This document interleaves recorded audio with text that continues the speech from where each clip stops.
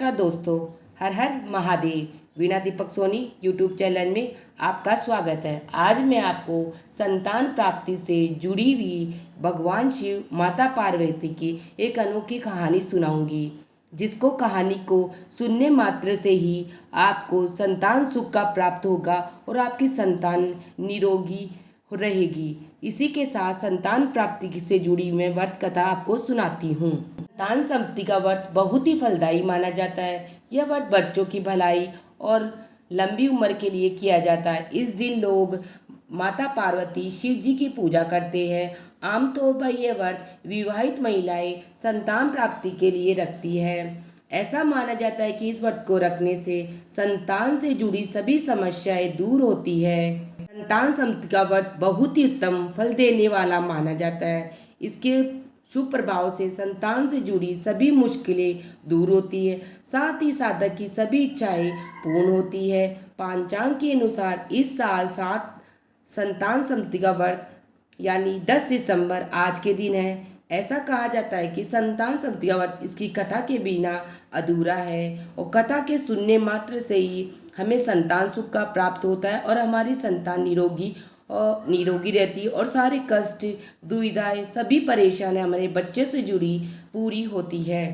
साथ में आपको संतान प्राप्ति की कहानी व्रत कथा सुनाती हूँ। समय की बात है, महाराज युधिष्ठिर ने भगवान कृष्ण से कहा कि प्रभु कोई ऐसा व्रत बताइए जिसके प्रभाव से संतान से जुड़ी सभी समस्याओं का निवारण हो जाए।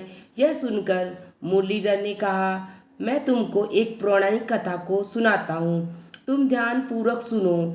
एक समय की बात है, लोमय ऋषि ब्रजराज की खूब मथुरापुरी में वसुदेव देवकी के घर गए। वहाँ ऋतुराज का खूब सत्कार किया गया, जिससे वे प्रसन्न होकर उनको कथा सुनाते हैं।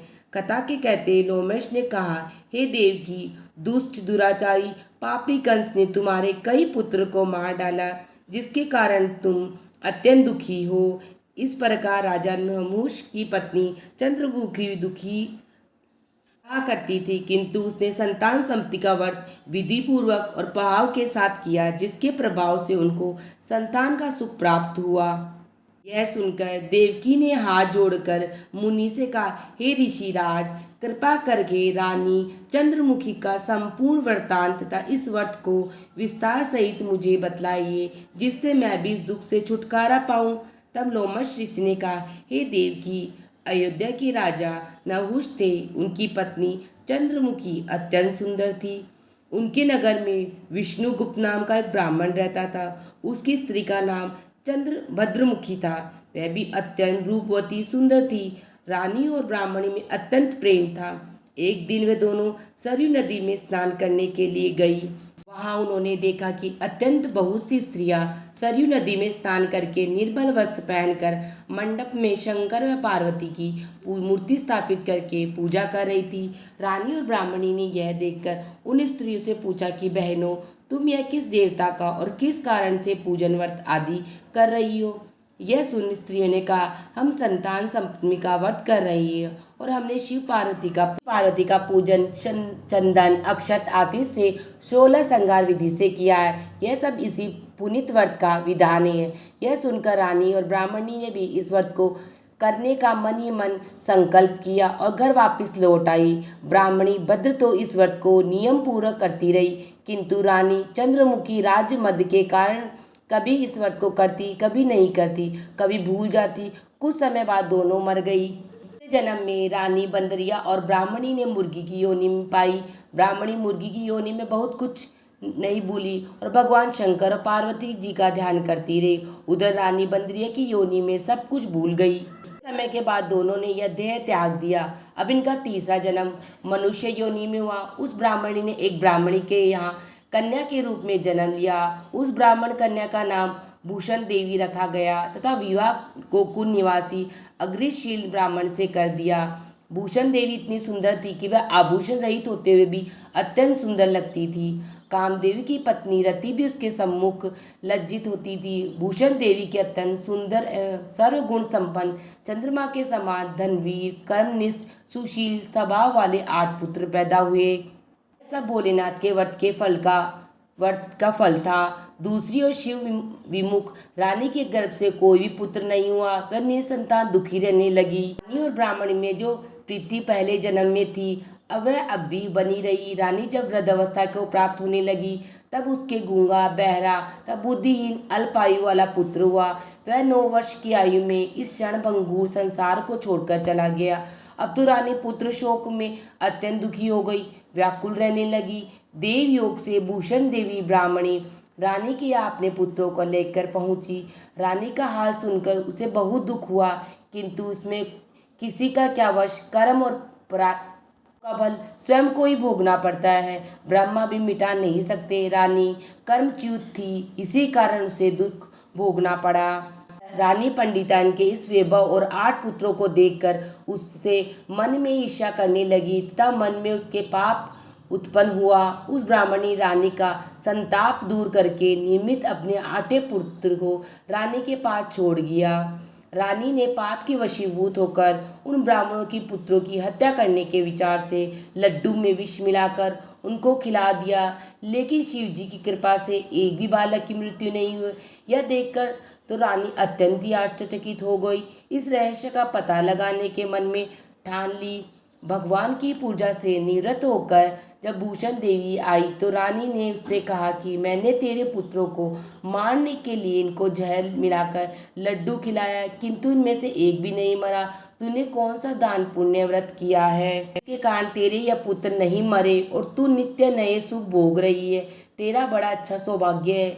इनका भेद तू मुझे भी निष्कपट होकर समझा दे, तेरी बड़ी रण रहेगा मेरे पे। रानी के ऐसे द्विवचन सुनकर भूषण ब्राह्मणी कहने लगी, सुनो, तुमको 3 जन्म का फल हाल कहती हूँ। ध्यानपूर्वक सुना। पहले जन्म में तुम राजा नहुष की पत्नी थी।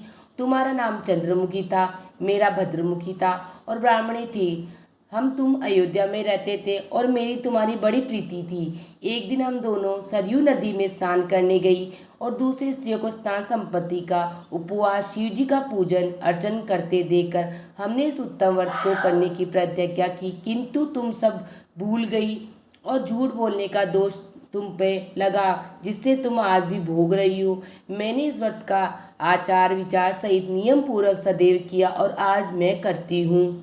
जन्म में तुमने बंदरिया का जन्म लिया, तब मुझे मुर्गी की योनि मिली। भगवान शंकर की कृपा से इस व्रत के प्रभाव तथा भगवान को इस जन्म में भी न भूली और निरंतर उस व्रत को नियमानुसार करती रही। तुम अपने बंदरिया के जन्म में भी भूल गई थी। समझती हूँ कि तुम्हारे ऊपर यह तो भारी संकट है, उसका एकमात्र यही कारण है, दूसरा कोई इसका कारण नहीं है। इसीलिए मैं कहती हूँ कि आप अब भी संतान संपत्ति के व्रत को विधि सहित कीजिए, जिससे तुम्हारा ये कष्ट दूर हो जाएगा। महर्षि ऋषि ने कहा, देव की भूषण ब्राह्मणी के मुख से अपने पूर्व जन्म की कथा तथा संकल्प इत्यादि सुनकर रानी को पुरानी बातें याद आ गई और पश्चाताप करने लगी तथा भूषण ब्राह्मणी के चरणों में पड़कर क्षमा याचना करने लगी और भगवान शंकर पार्वती जी के अपार महिमा के गीत गाने लगी। उस दिन से रानी के नियमानुसार संतान संपत्ति का व्रत किया, जिसके प्रभाव से रानी को संतान सुख भी मिला था। संपूर्ण सुख भोगकर रानी शिवलोक को गई। भगवान शंकर के व्रत का ऐसा प्रभाव है कि पथभ्रष्ट मनुष्य भी अपने पथ पर अग्रसर हो जाता है और अंत में ऐश्वर्य भोगकर मोक्ष प्राप्त करता है। लोमश ऋषि ने फिर कहा कि देवकी, इसीलिए मैं तुमसे भी कहता हूँ कि तुम भी इस व्रत को करने का संकल्प अपने मन में करो तो तुमको भी संतान सुख मिलेगा। इतनी कथा सुनकर देवकी हाथ जोड़कर लोमश ऋषि से पूछने लगी, हे ऋषिराज, मैं इस पुनीत उपवास को अवश्य करूँगी, किंतु माँ, आप मुझे इस कल्याणकारी एवं संतान सुख देने वाले उपवास का विधान, नियम, विधि आदि विस्तार से समझाइए। यह सुनकर ऋषि बोले, हे देवी, यह पुनीत उपवास भादों के महीने में शुक्ल पक्ष की दशमी के दिन किया जाता है। उस दिन ब्रह्म मुहूर्त में उठकर किसी नदी अथवा कुएं के पवित्र जल में स्नान करके निर्मल वस्त्र पहनिए। श्री शंकर भगवान तथा जगदम्बा पार्वती जी की मूर्ति की स्थापना करें। इन प्रतिमाओं के सम्मुख सोने चांदी के तारों का तथा रेशम का एक गट्ठा बनावे। उस गड्ढे में 7 गांठें लगानी चाहिए। इस गड्ढे को धूप, दीप, अष्ट गंध से करके अपने हाथ में बांधे और भगवान शंकर से अपनी कामना सफल होने की प्रार्थना करे। तदंतर 7 पुआ बनाकर भगवान को भोग लगावे और साथ ही पुत्र यथाशक्ति सोने अथवा चांदी बनाकर इन सबको एक तांबे के पात्र में रखकर उनका 16 विधि से पूजन करके किसी सदाचारी धर्मनिष्ठ सपात्रता ब्राह्मण को दान देवे। उसके पश्चात 7 पुआ स्वयं प्रसाद के रूप में ग्रहण करे। इस प्रकार इस व्रत का पारायण करना चाहिए। माल की शुक्ल पक्ष की सप्तमी के दिन हे देव की इस व्रत को इस प्रकार नियम पूर्वक से समस्त पाप नष्ट होते हैं और भाग्यशाली संतान उत्पन्न होती है तथा अंत में शिवलोक की प्राप्ति होती है। हे देव की मैंने तुमको संतान सप्तमी का वर्ष संपूर्ण विधि विधान से विस्तार पूर्वक वर्णन किया है। अब तुम विधि पूर्वक करो जिससे तुमको उत्तम संतान प्राप्त होगी। इतनी कथा कहकर भगवान आनंद कंद श्री कृष्ण ने धर्मावतार युधिष्ठिर से कहा, ही श्री लोमशी जी इस प्रकार हमारी माता को शिक्षा देकर चले गए। कथा अनुसार हमारी माता देवकी ने इस व्रत को नियमानुसार किया जिसके प्रभाव से हम उत्पन्न हुए। यह व्रत विशेष रूप से स्त्रियों के लिए कल्याणकारी है परंतु पुरुषों को भी समान रूप से कल्याणदायक है।